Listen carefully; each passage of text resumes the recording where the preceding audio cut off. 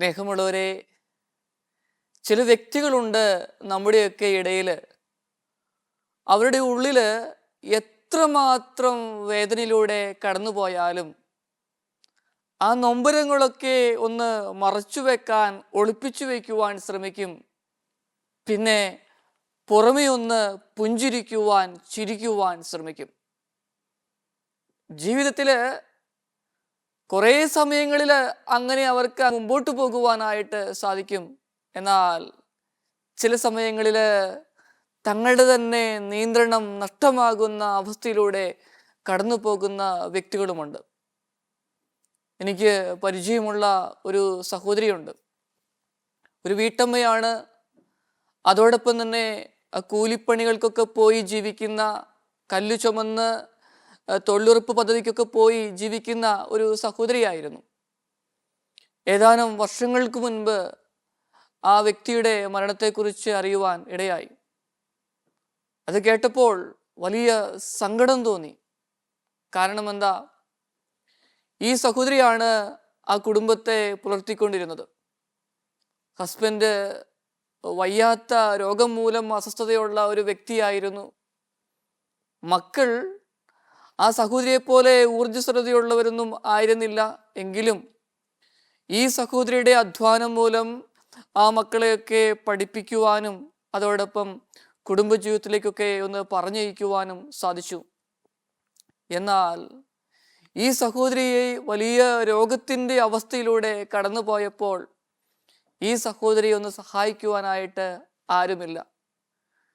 ഇവരുടെ പ്രത്യേകത എന്ന് പറയുന്നത്, ഞാൻ ആദ്യം പറഞ്ഞതുപോലെ, ഉള്ളിനുള്ളിലെ എത്രമാത്രം വേദനയും ദുഃഖമുണ്ടെങ്കിൽ പോലും പുറമേ ഒന്ന് പുഞ്ചിരിക്കുവാൻ, അത് പ്രകടിപ്പിക്കാതെ മുമ്പോട്ട് പോകുവാനായിട്ട് ശ്രമിക്കുന്ന ഒരു സഹോദരിയായിരുന്നു. ക്യാൻസർ എന്ന് പറയുന്ന രോഗത്തിലേക്ക് വഴുതി വീണു. തീർത്തും പറ്റാത്ത ഒരു ജീവിത സാഹചര്യം. സഹായിക്കാനായിട്ട് ആരുമില്ല. മരുന്ന് മേടിക്കുവാനായിട്ട് സമ്പാദ്യവുമില്ല. ഇതൊക്കെ പിന്നീടാണ് അറിയുവാനായിട്ട് സാധിക്കുന്നത്. ആ സഹോദരി തീരുമാനമെടുക്കുകയാ മരിക്കണമെന്ന്. അതിനു മുൻപ് ചെയ്ത ചില പ്രിപ്പറേഷൻ, അതാണ് നമ്മളെ വളരെയധികം വേദനിപ്പിക്കുന്നത്. അധ്വാനിച്ചുണ്ടാക്കിയ ഒരു മാലയുണ്ട്. ആ മാലയും കമ്മലുമൊക്കെ ഒരു സ്ഥലത്ത് ഭദ്രമായി, അത് ജീവിത പങ്കാളിയും മക്കളൊക്കെ കാണുന്ന ഒരു സ്ഥലത്ത് ഭദ്രമായി അഴിച്ചു വെച്ചു. പിന്നീട് തൊട്ടടുത്തുള്ള പുഴയിലേക്ക് ചാടി മരിക്കുന്ന രംഗം. പ്രിയപ്പെട്ടവരെ, വലിയ വേദനാജനകമായ ഒരു സംഭവമായിരുന്നു അത് ആ നാടിനെ സംബന്ധിച്ചിടത്തോളം. ജീവിതത്തിൽ എന്തെങ്കിലും ഒരു സഹായം കൂടെയുള്ളവരോടൊന്ന് അപേക്ഷിച്ചായിരുന്നെങ്കിൽ ഒരുപക്ഷേ ഈ അവസ്ഥയിലേക്ക് പോകേണ്ടി വരുമായിരുന്നില്ല. കാരണം സാന്നിധ്യം കൊണ്ടും സമ്പത്ത് കൊണ്ടും സഹായിക്കാൻ മനസ്സുള്ള അനേകം വ്യക്തികളുണ്ട്, പ്രത്യേകിച്ച് നമ്മുടെ കേരളീയരുടെ ഇടയിൽ. സ്നേഹമുള്ളവരെ, ജീവിതത്തിൽ പലപ്പോഴും സംഭവിക്കുന്നത് എന്താ? തനിയെയാണ് എന്നുള്ള ബോധ്യം.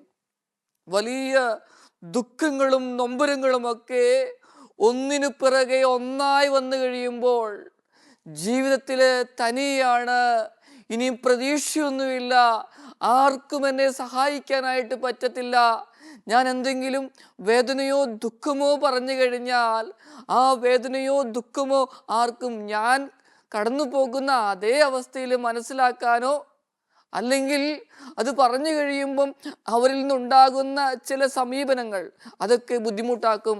അതുകൊണ്ട് അതൊന്നും പറയുവാനായിട്ട് തയ്യാറാകാത്ത വ്യക്തിത്വങ്ങൾ, കുടുംബങ്ങൾ ധാരാളമാണ്. സ്നേഹമുള്ളവരെ, നമുക്കറിയാം, ഇന്ന് ഒറ്റയ്ക്കും കുടുംബപരവുമായിട്ടുള്ള ആത്മഹത്യകളുടെ എണ്ണം വർദ്ധിച്ചുകൊണ്ടിരിക്കുകയാണ്. പ്രത്യേകിച്ച് കേരളത്തിൽ നാഷണൽ ക്രൈം റിസർച്ച് റെക്കോർഡ്സ് ബ്യൂറോയുടെ അഭിപ്രായത്തിൽ ഒരു വർഷം ഏകദേശം 9,000-ലധികം വ്യക്തികൾ കേരളത്തിൽ ആത്മഹത്യ ചെയ്യുന്നു എന്നുള്ളതാണ്. കോവിഡിന് ശേഷം ആത്മഹത്യ ചെയ്യുന്നതിൽ യുവജനങ്ങൾ മുൻപന്തിയിലേക്ക് വന്നുകൊണ്ടിരിക്കുകയാണെന്ന ഞെട്ടിപ്പിക്കുന്ന ഒരു വസ്തുതയും ഈ national crime research records bureau പറയുന്നുണ്ട്. സ്നേഹമുള്ളവരെ, എന്താണ് ഇതിന് പിന്നിലുള്ള കാരണങ്ങൾ? എന്തുകൊണ്ടാ ജീവിതത്തിൽ പലപ്പോഴും ഇങ്ങനെ പരാജയപ്പെട്ടു പോകുന്നത്? ഒരു പരാജയം വന്നു, പിന്നെ അതിനെ കോപ്പപ്പ് ചെയ്തുകൊണ്ട് മുമ്പോട്ട് പോകുവാനായിട്ട്, ആ പരാജയത്തിൽ നിന്ന് പഠിച്ചുകൊണ്ട് മുമ്പോട്ട് പോകുവാനായിട്ട് സാധിക്കുന്ന വ്യക്തികളുണ്ട്, കുടുംബങ്ങളുണ്ട്. ഒരുപക്ഷെ എന്നെ കേൾക്കുന്ന നിങ്ങളിൽ പലരും വലിയ പരാജയത്തിലൂടെ, തിക്താനുഭവങ്ങളിലൂടെ കടന്നു പോയിട്ടുണ്ടാവാം. അവിടെ നിന്ന് രക്ഷപ്പെട്ടാണ് ഇവിടം വരെ എത്തിയത്. അങ്ങനെ ആ പ്രതിസന്ധികളെയെല്ലാം തരണം ചെയ്ത് രക്ഷപ്പെട്ട് കൊണ്ടുവന്നു കഴിയുമ്പം ജീവിതത്തിൽ വലിയ മാറ്റമാണ്, വലിയ വലിയ മാറ്റങ്ങളാണ്, പ്രതീക്ഷകളാണ് ജീവിതം നമുക്ക് നൽകുന്നത്. പ്രിയപ്പെട്ടവരെ, ജീവിതത്തിൽ ഞാനും നിങ്ങളും തനിച്ചല്ല. ഒരുപക്ഷെ വിചാരിക്കും, സ്നേഹമുള്ള വ്യക്തികളൊക്കെ കൂടെയുണ്ട്, ആവശ്യ സമയത്ത് സഹായിക്കാനോ, സാമ്പത്തികമായ സഹായം ഒരു വശം മാത്രമാണ്, സാന്നിധ്യം കൊണ്ട്, സഹാനുഭൂതി കൊണ്ട് നമ്മയൊന്ന് മനസ്സിലാക്കുവാൻ, സപ്പോർട്ട് ചെയ്യുവാൻ ആരുമില്ലേ എന്ന് ചിലപ്പോഴൊക്കെ ചിന്തിക്കുന്ന രീതികൾ, ചിന്തിക്കുന്ന അവസരങ്ങളൊക്കെ ഉണ്ടായിട്ടില്ലേ? പ്രിയപ്പെട്ടവരെ, നമ്മൾ ഒറ്റയ്ക്കല്ല. കാരണം എന്താ? നിശബ്ദതയിൽ ദൈവത്തിൻ്റെ സ്വരം ശ്രവിക്കുവാനായി കാതുകൾ കൂർപ്പിക്കണം. വെളിപാടിൻ്റെ പുസ്തകത്തില് 3-ാമത്തെ അധ്യായത്തിലെ 20-ാമത്തെ വചനം പറയുന്നത് ഇപ്രകാരമാണ്: ഇതാ ഞാൻ വാതിലിൽ വന്നു മുട്ടുന്നു, ആരെങ്കിലും എൻ്റെ സ്വരം കേട്ട് വാതിൽ തുറന്നു തന്നാൽ ഞാൻ അകത്തു പ്രവേശിക്കും എന്ന്. പ്രിയപ്പെട്ടവരെ, നമ്മുടെ കൂടെ യാത്ര ചെയ്യുന്ന, നമ്മുടെ മനസ്സിനെ അറിയുന്ന ഒരു ദൈവമാ നമുക്കുള്ളത്. ആ ദൈവം കൂടെയുണ്ട്. ഇനി പ്രതികൂല സാഹചര്യങ്ങൾ ഉണ്ടാകുമ്പോൾ ഞാനും നിങ്ങളുമൊക്കെ ചിന്തിക്കുന്നത് എന്താ? എൻ്റെ യുക്തി കൊണ്ട്, എൻ്റെ കഴിവ് കൊണ്ട് ഇതിനെ എനിക്ക് നേരിടുവാനായിട്ട് സാധിക്കുമെന്നാണ്. നമ്മുടെ യുക്തിയും നമ്മുടെ കഴിവുമൊക്കെ ഉപയോഗിച്ചു ചിലപ്പോൾ വിജയിക്കാം, ചിലപ്പോൾ തീരെ പറ്റുന്നില്ല, ആരുമില്ല, ഇനി കൂടെ ഉള്ളവർ പോലും പരിഹസിക്കുന്ന അനുഭവങ്ങൾ. അവിടെയല്ലേ ജീവിതം തളർന്നു വീഴുന്നത്, ജീവിതത്തിൽ സന്തോഷം അനുഭവിക്കുവാൻ സാധിക്കാതെ വരുന്നത്. പ്രിയപ്പെട്ടവരെ, സ്നേഹമില്ലാത്തിടത്ത് എത്ര പേര് കൂടെ ഉണ്ടായാലും നമ്മൾ ഒറ്റയ്ക്കാണ്. അതെ, നമ്മളെ ഒന്നറിയുന്ന, നമ്മുടെ കണ്ണിൻ്റെ ചലനങ്ങൾ, നമ്മുടെ മുഖത്തെ ഭാവവ്യത്യാസങ്ങൾ മനസ്സിലാക്കാൻ നമ്മുടെ കൂടെയുള്ളവർക്ക് കഴിയുകയാണെങ്കിൽ അത് വലിയൊരു അനുഗ്രഹമാണ്. പ്രിയപ്പെട്ടവരെ, അവിടെ കുറെ കൂടിയൊക്കെ ഒന്ന് ജീവിക്കുവാനായിട്ട്, എല്ലാം ഒന്ന് തരണം ചെയ്തുകൊണ്ട് ജീവിക്കുവാനായിട്ട് സാധിക്കുമെന്നുള്ളത് ഉറപ്പാണ്. ഓസ്ട്രേലിയയിലെ Don Ritchie, the Angel of the Gap എന്ന വ്യക്തിയെക്കുറിച്ച് CBS ചാനൽ ഒരു വാർത്ത സംപ്രേഷണം ചെയ്തത് ഓർക്കുന്നു. അത് ഇപ്രകാരമാണ്: ഓസ്ട്രേലിയയിലെ വാട്സൺ ബേ എന്ന കടൽ തീരത്ത് സിഡ്നി ഹാർബർ ദ ഗ്യാപ്പ് എന്ന് പറയുന്ന വലിയ ഒരു മുനമുണ്ട്. സാധാരണഗതിയിൽ ഇങ്ങനെയുള്ള സ്ഥലങ്ങളിലേക്ക് തീർത്ഥാടകരും അതോടൊപ്പം പിക്നിക്കിന് വരുന്ന വ്യക്തികൾ, കൂടുതൽ പിക്നിക് സ്പോട്ടാണ്, പിക്നിക്കിന് വരുന്ന വ്യക്തികളുടെയൊക്കെ എണ്ണം വളരെ കൂടുതലാണ്. എന്നാൽ ഈ മുനമ്മിൻ്റെ മുകളിലേക്ക് കയറിപ്പോകുന്നവർ, അത് ഡേഞ്ചറാണ്. കാരണം എന്താ? ഈ മുനമ്മിന് മുകളിലേക്ക് കയറിപ്പോകുന്നവർ അത് തിരിച്ചു വരാൻ വേണ്ടിയിട്ട് കയറിപ്പോകുന്ന വ്യക്തികളല്ല. ഇനി ഈ ഡോൺ റിച്ചി എന്ന് പറയുന്ന വ്യക്തി, അദ്ദേഹത്തിന് ഇങ്ങനെ കയറിപ്പോകുന്നവരെ കുറിച്ചും അവരുടെ മാനസിക സംഘർഷങ്ങളെ കുറിച്ചും ഒക്കെ നന്നായിട്ട് പഠിച്ച ഒരു വ്യക്തിയായിരുന്നു. ഇതുപോലുള്ള വ്യക്തികൾ കയറിപ്പോകുവാനായിട്ട് കയറിപ്പോകുന്നത് അദ്ദേഹം തൊട്ടടുത്തുള്ള തൻ്റെ വീടിൻ്റെ ജനലിൻ്റെ അരികെ ഇരുന്നു കൊണ്ടോ അല്ലെങ്കിൽ തൻ്റെ തോട്ടത്തിൽ പണിയെടുത്തുകൊണ്ടോ അദ്ദേഹം നിരീക്ഷിക്കുമായിരുന്നു. അങ്ങനെ ഈ മുനമ്മിൻ്റെ മുകളിലേക്ക് അതിവേഗം കടന്നു പോകുന്ന വ്യക്തികളുടെ മുമ്പിലേക്ക് ഇദ്ദേഹവും വളരെ വേഗത്തിൽ വരും. ചിലരൊന്ന് പതുക്കിയൊന്ന് വിളിക്കും, ഹലോ, ഒന്ന് നിൽക്കാമോ, ഞാൻ പറയുന്ന ഒന്ന് കേൾക്കാമോ, നിങ്ങൾക്ക് എന്തെങ്കിലും സഹായം വേണമെങ്കിൽ ഞാൻ ചെയ്തു തരാം, ഒരു നിമിഷം, ഒരു സെക്കൻഡ് ഒന്ന് നിൽക്കാമോ എന്ന് അദ്ദേഹം വളരെ ഭവ്യതയോടുകൂടെ ചോദിക്കും. ആ അവസരത്തിൽ ചില വ്യക്തികൾ പിറകോട്ട് തിരിഞ്ഞു നോക്കും, ഇദ്ദേഹത്തിൻ്റെ കൂടെ വരും. എന്നാൽ ചില വ്യക്തികൾ ഇങ്ങനെയുള്ളൊരു സ്വരം കേൾക്കുമ്പോൾ ആരോ പുറകിൽ നിന്ന് വരുന്നുണ്ട് എന്ന് കരുതിക്കൊണ്ട് ശീഘ്രം മുമ്പോട്ട് പായുവാനായിട്ട് ശ്രമിക്കും. പക്ഷേ അവരെക്കാട്ടിലും വേഗത്തിൽ ഡോൺ റിച്ചി അവരുടെ മുൻപിൽ വന്ന് നിൽക്കും. എന്നിട്ട് ചോദിക്കും, സഹോദര സഹോദരി മുമ്പോട്ട് പോക്കോ, കുഴപ്പമില്ല, പക്ഷെ ഒരു കാര്യമുണ്ട്, 1 മിനിറ്റ് എനിക്ക് തരണം. നിങ്ങൾ ഉദ്ദേശിച്ച കാര്യങ്ങൾ നിങ്ങൾ ചെയ്തു, 1 മിനിറ്റ് എനിക്ക് തരണം. നിങ്ങളെ അലട്ടുന്ന വേദന എന്നോടൊന്ന് പറയാമോ? ഞാൻ നിങ്ങളെ സഹായിക്കാം. 1 മിനിറ്റ്. അദ്ദേഹം ഭവ്യതയോടെ പുഞ്ചിരിയോടെ അത് പറഞ്ഞു കഴിയുമ്പം അവർ സമ്മതിക്കും. അങ്ങനെ അവരെ കൂട്ടിക്കൊണ്ട് താഴോട്ട് വന്ന് പതുക്കെ ഒരു ചായക്കടയിലേക്ക് എത്തുക. ഇദ്ദേഹത്തിൻ്റെ കൂടെ 1 കപ്പ് കട്ടൻ ചായ അവർ കുടിക്കുന്ന ആ ഒരു സമയം പതുക്കെ പതുക്കെ ആ ആത്മഹത്യ ചെയ്യാൻ പോയ വ്യക്തികളുടെ വേദനകളും ദുഃഖങ്ങളും നൊമ്പരങ്ങളും ഒക്കെ അണപൊട്ടുന്നത് പോലെ അവിടെ ഒഴുകിയിറങ്ങുന്ന അവസ്ഥ. അങ്ങനെ ഉള്ളൊരു ജീവിതം. പ്രിയപ്പെട്ടവരെ, ഈ CBS ചാനൽ സംപ്രേഷണം ചെയ്ത പറഞ്ഞ ഒരു കാര്യമുണ്ട്. ഈ ഡോൺ റിച്ചി ഏകദേശം 45 വർഷം ആ മുനമ്പിൻ്റെ ആ തീരത്തായിട്ട് താമസിച്ചു. ഏകദേശം 180 പരം വ്യക്തികളെ ആത്മഹത്യയിൽ നിന്നും പിന്തിരിപ്പിച്ചു എന്ന്. 180 പരം വ്യക്തികളെ 45 വർഷത്തെ ജീവിതം കൊണ്ട് ആത്മഹത്യയിൽ നിന്ന് പിന്തിരിപ്പിച്ചു എന്ന്. സ്നേഹമുള്ളവരെ, കേൾക്കുമ്പം വലിയ സന്തോഷമുണ്ട് ഈ ഡോൺ റിച്ചി ചെയ്ത കാര്യത്തെക്കുറിച്ച്. അതെ, നമ്മുടെയൊക്കെ ജീവിതങ്ങളിൽ ഒന്ന് കേൾക്കാൻ, ഒരു കൈത്താങ്ങ് തരാൻ ആരെങ്കിലും ഉണ്ടായിരുന്നുവെങ്കിൽ. പ്രിയപ്പെട്ടവരെ, സാമ്പത്തികമായ ബുദ്ധിമുട്ടുകൾ ഉള്ളവർ മാത്രമൊന്നുമല്ല ആത്മഹത്യ ചെയ്യുന്നത്. അതൊരു വശം മാത്രമാണ്. ഈ ആത്മഹത്യ ചെയ്യുന്ന വ്യക്തികൾ അല്ലെങ്കിൽ കുടുംബങ്ങൾ അവരുടെ ജീവിതത്തെക്കുറിച്ച് പരിശോധിച്ചാൽ നിരവധിയായ കാര്യങ്ങളുണ്ട് അതിന് പിന്നിൽ. എന്നാൽ ചില ആത്മഹത്യാ കുറിപ്പുകളൊക്കെ ഇങ്ങനെയാണ്: ഞങ്ങളുടെയൊക്കെ ജീവിതത്തിൽ ഞങ്ങളെ ഒന്ന് കേൾക്കാൻ, മനസ്സിലാക്കാൻ ആരും ഉണ്ടായില്ലല്ലോ എന്നുള്ളതാണ്. ഞങ്ങളെ ഒന്ന് കേൾക്കാൻ, ഞങ്ങളെ ഒന്ന് മനസ്സിലാക്കാൻ ആരും ഉണ്ടായില്ലല്ലോ എന്ന്. ഇതാണ് ഒരു മനുഷ്യൻ്റെ, ഒരു കുടുംബത്തിൻ്റെ വേദന. ചിലപ്പോഴൊക്കെ ചുറ്റുവട്ടമുള്ളവരൊക്കെ കൂട്ടം കൂടി ആക്രമിക്കുന്ന ഒരു സ്ഥിതിവിശേഷം ഉണ്ടാവാം. എന്നോട് ഒരു സഹോദരൻ പറഞ്ഞത് ഇപ്രകാരമാണ്: അച്ചോ, എൻ്റെ ഭാഗത്തു നിന്ന് ചെറിയൊരു തെറ്റ് സംഭവിച്ചു പോയി. പക്ഷേ ആ തെറ്റിനൊക്കെ പ്രായശ്ചിത്തം ചെയ്തുകൊണ്ട് ഞാൻ ജീവിക്കുവാനായിട്ട് ആരംഭിച്ചു. ഇനി തൊട്ടടുത്തുള്ള വ്യക്തി, അദ്ദേഹം എപ്പോഴും എന്നോട് പോരടിക്കുമായിരുന്നു. വലിയ ദുഃഖവും വേദനയും കഴിഞ്ഞ വർഷങ്ങളായിട്ട്, ഏകദേശം 27-28 വർഷങ്ങളായിട്ട് ആ വ്യക്തി എനിക്ക് തരുമായിരുന്നു.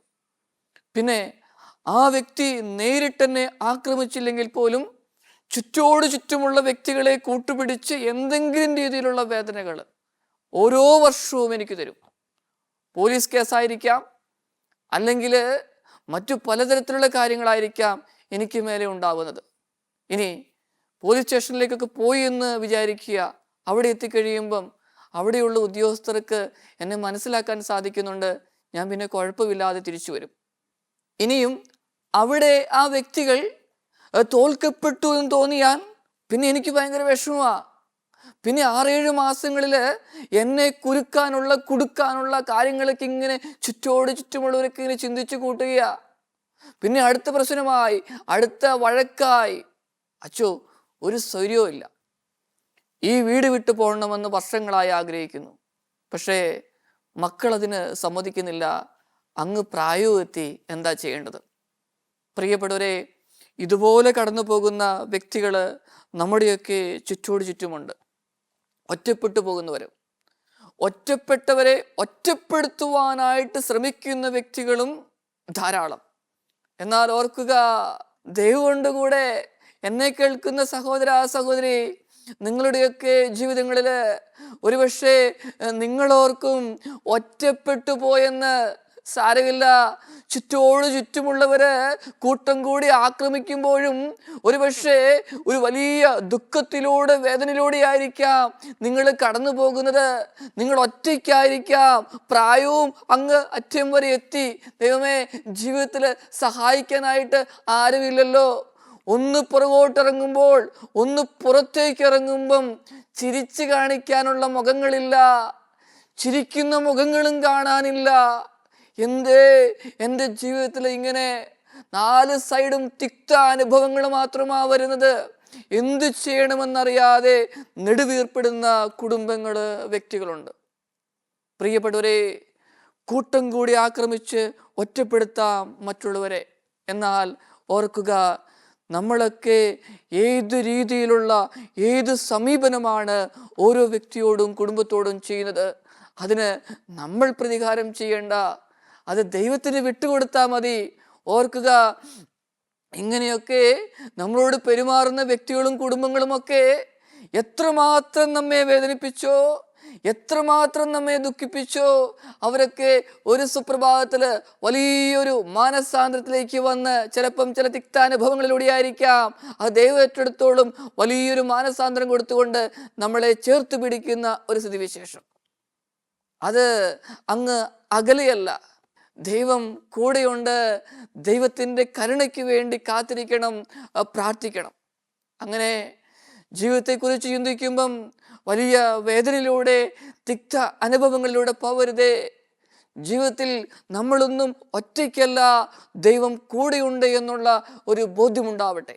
യെശയ്യാ പ്രവാചകന്റെ പുസ്തകത്തില് 30-ാമത്തെ അധ്യായത്തിലെ 21-ാമത്തെ വചനം പറയുന്നത് ഇപ്രകാരമാണ്: മകളെ, മകനെ, നീ വലത്തോട്ടോ ഇടത്തോട്ടോ തിരിയുമ്പോൾ നിന്റെ കാതുകൾക്ക് പിന്നിൽ നിന്ന് ഒരു സ്വരം ശ്രവിക്കാം, ഇതാണ് വഴി, ഇതിലേ പോവുക. ഇതാണ് വഴി, ഇതിലേ പോവുക. അതേ പ്രിയപ്പെട്ടവരെ, ആ സ്വരം ശ്രവിക്കുവാനായിട്ട് ശ്രമിക്കുമ്പോൾ ആരൊക്കെ നമ്മെ ഒറ്റപ്പെടുത്തിയാലും, രോഗത്തിൻ്റെ അവസ്ഥയിലൂടെ കടന്നുപോയാലും, പ്രിയപ്പെട്ടവരെ, ദൈവം നമ്മുടെ കൂടെയുണ്ടെന്നുള്ളത് ഉറപ്പാണ്. ഇനി നമ്മുടെയൊക്കെ ജീവിതങ്ങളിൽ എങ്ങനെയാണ് നമ്മുടെ കൂടെയുള്ളവരെ ഒറ്റപ്പെടുത്താതെ, നമ്മുടെ കുടുംബത്തിലുള്ളവരെ ഒറ്റപ്പെടുത്താതെ, നമ്മുടെ പ്രിയപ്പെട്ടവരെ ഒറ്റപ്പെടുത്താതെ മുമ്പോട്ട് പോകുവാനായിട്ട് സാധിക്കുക? എനിക്കറിയാം, ചില കുടുംബങ്ങളെ വൈകുന്നേരങ്ങളിൽ ഒരുമിച്ചിരുന്ന് ഭക്ഷണം കഴിക്കും. ഒരുമിച്ചിരുന്ന് ഭക്ഷണം കഴിച്ച് ഒരു 25-30 മിനിറ്റ് സമയമെങ്കിലും സന്തോഷമൊക്കെ പങ്കുവെച്ച് അങ്ങനെ പൊട്ടിച്ചിരിക്കുന്ന, പരസ്പരം താങ്ങും തണലുമായിട്ട് മാറുന്ന കുടുംബങ്ങളെ എനിക്കറിയാം. ഇനി പ്രിയപ്പെട്ടവരെ, എനിക്ക് ഈ പഠിക്കുന്ന കുട്ടികളെ ഭയങ്കര ഇഷ്ടമാണ്. കാരണം എന്താ? അവരുടെ ചില വികൃതികൾ, എന്നാൽ അവരുടെ കഴിവുകൾ അത് ഭയങ്കരമാണ്. പ്രത്യേകിച്ച് പല രീതിയിലുള്ള അവരുടെ കഴിവുകൾ പണ്ടുള്ള കുട്ടികളെ പോലല്ല. ചില കാര്യങ്ങളിലൊക്കെ അവർക്ക് നല്ല പ്രാവീണ്യമുണ്ട്, നല്ല കഴിവുകളുണ്ട്. ഇനി ചില കുട്ടികളെ സംബന്ധിച്ചിടത്തോളം അവർക്ക് ജീവിതത്തെക്കുറിച്ച് വ്യക്തമായ ബോധ്യമുണ്ട്. 4ലോ 5ലോ പഠിക്കുന്ന ചില കുട്ടികൾക്കാണെങ്കിൽ ഭാവിയിൽ ഞാൻ ഇങ്ങനെയായിത്തീരണം, ഈ മേഖലയിലേക്ക് പോകണമെന്ന് അവർ വ്യക്തമായിട്ട് പറയും. അവരുടെ ആഗ്രഹമാത്. വളരെ ചെറുപ്രായത്തിൽ തന്നെ ഇതുപോലുള്ള ആഗ്രഹങ്ങളെല്ലാം അവർക്ക് ഉണ്ടാക്കിയെടുക്കുവാനായിട്ട് സാധിക്കുന്നു എന്നുള്ളത് ഏറ്റവും വലിയൊരു കാര്യമാണ്. ഇനി ഒട്ടും പ്രതീക്ഷയില്ലാതെ ചത്തതിനൊക്കുമേ ജീവിച്ചിരിക്കുന്ന അവസ്ഥ, കാരണങ്ങൾ പലതുണ്ട്. കുടുംബത്തിലെ അരക്ഷിതമായ അവസ്ഥയായിരിക്കാം. എനിക്ക് ഒരേ ഒരു കാര്യമേ പറയാനുള്ളൂ. നമ്മുടെയൊക്കെ പ്രിയപ്പെട്ട മക്കൾ സ്കൂൾ വിട്ട് തിരിച്ചു വന്നു കഴിയുമ്പോൾ ആ വിശേഷങ്ങളൊക്കെ ചോദിക്കുവാനായിട്ട് കുറച്ച് സമയം നമ്മൾ ചെലവഴിക്കുമ്പോൾ, അവർ പഠിക്കുന്ന കാര്യങ്ങളുടെ കൂടെ മാതാപിതാക്കളും അല്ലെങ്കിൽ കൂടെയുള്ള സഹോദരങ്ങളുമൊക്കെ ഒന്ന് സഞ്ചരിക്കുവാനായിട്ട് ശ്രമിക്കുമ്പോൾ, അവർ ഉറങ്ങുന്നതിന് മുൻപ് അവരുടെ ദുഃഖങ്ങളും വേദനകളും അന്ന് സ്കൂളിൽ സംഭവിച്ച കാര്യങ്ങളൊക്കെ ഒന്ന് മനസ്സിലാക്കാനായിട്ട് ശ്രമിക്കുമ്പോൾ, രാവിലെ ഉണർന്നു വരുമ്പോൾ ഒരു പുഞ്ചിരിച്ച മുഖവുമായി ആ മക്കളുടെ അടുക്കലെത്തി നന്നായി ഉറങ്ങുവാൻ സാധിച്ചോ, എന്തൊക്കെയുണ്ട്, സുഖമാണോ, ഇന്ന് സ്കൂളിൽ പോകണ്ടേ എന്നൊക്കെ ഒന്ന് ചോദിക്കുമ്പോൾ, ഒന്ന് തലോടുമ്പോൾ, അവിടെ ആ കുഞ്ഞു മക്കൾക്ക് ആ കുഞ്ഞിളം മനസ്സിൽ ഒരു തോന്നല, ഞാൻ ഒറ്റയ്ക്കല്ല, സ്നേഹമുള്ള വ്യക്തികൾ കൂടെയുണ്ട് ധാരാളം, പക്ഷേ ഒറ്റയ്ക്കാണെന്ന് തോന്നൽ ചിലപ്പോൾ ഉണ്ടാവും. എന്നാൽ ഇങ്ങനെയൊക്കെ ചെയ്തു കഴിയുമ്പം ഒറ്റയ്ക്കല്ല എന്ന തോന്നലുകൾ അവിടെ ഉണ്ടാവുകയാ. പിന്നെ പതുക്കെ പതുക്കെ മുമ്പോട്ട് ജീവിതം കൊണ്ടുപോകുവാൻ ശ്രമിക്കും. എന്തെങ്കിലും വേദനയോ ദുഃഖമോ ഒക്കെ ഉണ്ടായിട്ടുണ്ടെങ്കിൽ തിരിച്ചു വന്ന് മാതാപിതാക്കളോട് പറഞ്ഞുകൊണ്ട് അതിനെ ഓവർകം ചെയ്ത്, പരാജയങ്ങളെയൊക്കെ ഓവർകം ചെയ്തുകൊണ്ട് ജീവിക്കുവാനായിട്ട് ശ്രമിക്കുന്ന കുഞ്ഞുമക്കൾ, അങ്ങനെയുള്ളവരെയാണ് നമ്മൾ വാർത്തെടുക്കേണ്ടത്. അതോടൊപ്പം തന്നെ എനിക്കറിയാം, എന്നെ കേൾക്കുന്ന നിങ്ങളിൽ ചിലരൊക്കെ മക്കളെയൊക്കെ നല്ല വിദ്യാഭ്യാസമൊക്കെ നൽകി ജോലിയൊക്കെ ആയി അവർ പുറം രാജ്യത്തോ കേരളത്തിന് വെളിയിലോ ഒക്കെ ആയിരിക്കാം. ഏകാന്തതയിലൂടെ കടന്നു പോകുന്ന നിമിഷങ്ങളായിരിക്കാം ചിലപ്പോൾ. മാതാപിതാക്കൾ മാത്രമേ ഉണ്ടാവുള്ളൂ. വലിയ ഏകാന്തതയാണ്. ഫോൺ കോളുകളും മെസ്സേജസും ഒക്കെ ഉണ്ടാവും, എങ്കിലും എന്തോ ഒരു ശൂന്യത ജീവിതത്തിലുണ്ടാവും. പ്രിയപ്പെട്ടവരെ, ആ ശൂന്യതയുടെ സമയത്ത് നമുക്ക് നമ്മുടെ ജീവിതത്തിൽ നിന്ന് അംഗീകരിക്കുവാനായിട്ട് ശ്രമിക്കാം. ആയ കാലത്ത് ഇത്രയുമൊക്കെ ചെയ്യുവാനായിട്ട് സാധിച്ചു. ഞാൻ ഇത്രമാത്രം കഷ്ടപ്പെട്ട് പഠിപ്പിച്ചത് കൊണ്ട് എൻ്റെ മക്കളൊക്കെ ഉന്നതങ്ങളിൽ എത്തി. അതെ, അവരെ ഓർക്കാം. അതോടൊപ്പം തന്നെ അവരുടെ ഭാഗത്തു നിന്ന് ഒരു സപ്പോർട്ട്, അതായത് സാമ്പത്തികമായ സപ്പോർട്ട് മാത്രമല്ല, അവധി കാലങ്ങളിൽ മാതാപിതാക്കളോടൊപ്പം വന്ന് 2 ആഴ്ച 3 ആഴ്ച 1 മാസം നിൽക്കുമ്പോൾ ഭയങ്കര വ്യത്യാസമാണ്. എനിക്ക് ചിലരെയൊക്കെ അറിയാം, ഈ മക്കള് ഈ മാതാപിതാക്കളെയൊക്കെ കുറേ നാൾ അവരുടെ അടുക്കലേക്ക് കൊണ്ടുപോകും, വിദേശ രാജ്യങ്ങളിലാണെങ്കിൽ പോലും. അങ്ങനെ പോകുന്നവരുണ്ട്. പ്രിയപ്പെട്ടവരെ, ഒറ്റപ്പെട്ടു എന്ന തോന്നല് അവിടെ നിന്നങ്ങ് മാറുമ്പം ജീവിതത്തിൽ ഒറ്റപ്പെട്ടാലും അങ്ങ് ജീവിക്കുവാനായിട്ട് തോന്നും. ആരും കൂടെയില്ലെങ്കിലും ആരൊക്കെയോ കൂടെ ഉണ്ട് എന്ന ഒരു ബോധ്യമുണ്ടെങ്കിൽ ജീവിക്കുവാൻ വീണ്ടും വീണ്ടും തോന്നും. ആയതിനാൽ ജീവിതത്തെക്കുറിച്ച് നിരാശപ്പെടേണ്ട ആവശ്യമില്ല സഹോദരങ്ങളെ. ജീവിതം സുന്ദരമാണ്. സുന്ദരമായ ജീവിതത്തിൽ തിക്തമായ അനുഭവങ്ങൾ ഉണ്ടാകുമ്പോൾ ആ തിക്തമായ അനുഭവങ്ങളെയും ചേർത്ത് വെച്ചുകൊണ്ട് അതിനെ അതിജീവിക്കുവാനായിട്ട് ശ്രമിച്ചു കഴിയുമ്പോൾ അങ്ങനെ വീണ്ടും ജീവിതം സുന്ദരമാക്കുവാനുള്ള ശക്തി ദൈവം നമുക്ക് നൽകിയിട്ടുണ്ട്. പ്രാർത്ഥിക്കാം. ഈശോയെ, എന്നെ കേൾക്കുന്ന ഓരോ വ്യക്തിയെയും കുടുംബങ്ങളെയും സമർപ്പിച്ച് പ്രാർത്ഥിക്കുകയാണ്. ജീവിതത്തിൽ ഒറ്റപ്പെട്ടു പോയി എന്ന് വിചാരിക്കുന്നവർ, കൂടെ സ്നേഹിക്കുന്ന വ്യക്തികൾ ധാരാളം, പക്ഷേ ഒന്ന് തുറന്നു പറയുവാനോ മനസ്സിലാക്കാനോ പറ്റാത്ത സാഹചര്യങ്ങൾ. അതാ, ഇങ്ങനെയുള്ള എല്ലാ വ്യക്തികളെയും കുടുംബങ്ങളെയും, ആത്മഹത്യാ ചിന്തയിലൂടെ കടന്നു പോകുന്ന വ്യക്തികളെയും കുടുംബങ്ങളെയും നാഥ അങ്ങ് സ്പർശിക്കണമേ. യേശുവിൻ്റെ നാമത്തിൽ നല്ല ചിന്തകൾ ഉണ്ടാവട്ടെ. യേശുവിൻ്റെ നാമത്തിൽ വലിയ വിടുതലും സൗഖ്യവും എല്ലാ വിധത്തിലുള്ള അടിമത്തങ്ങളിൽ നിന്ന് ലഭിക്കട്ടെ എന്ന് പ്രാർത്ഥിക്കുന്നു, ഇപ്പോഴും എപ്പോഴും എന്നേക്കും. ആമേൻ.